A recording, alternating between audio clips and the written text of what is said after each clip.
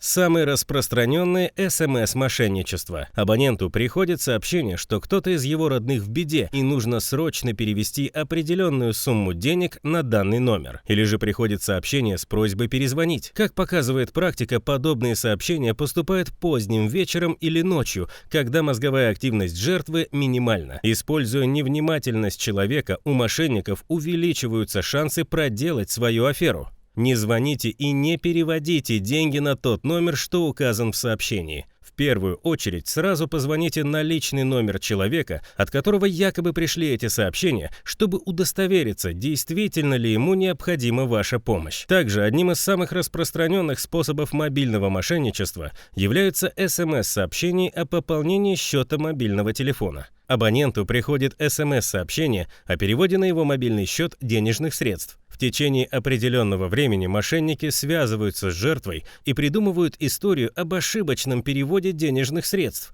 и просят вернуть деньги на указанный номер телефона. Никакой ошибки не было. На самом деле перевод не производился. Сравните цифры телефонного номера собеседника с вашим. При мошенничестве ваши контактные данные не будут совпадать. Третий вид СМС-мошенничества. На номер жертвы приходит сообщение, что его банковская карта заблокирована. За дополнительной информацией нужно обратиться по указанному в сообщении номеру. Далее мошенники под видом сотрудников банка запрашивают реквизиты вашей карты, номер, ПИН и CVV-коды, тем самым получая доступ к вашим сбережениям. Помните, что сотрудники банков никогда не спрашивают эту информацию. Еще одно распространенное мошенничество. Абоненту приходит сообщение от неизвестного номера, в котором незнакомец пишет, что увидел ваши фотографии в просторах интернета, и для их просмотра нужно перейти по ссылке. Мошенничество заключается в том, что, переходя по ссылке, ваш компьютер или гаджет мгновенно заражается вредоносными программами,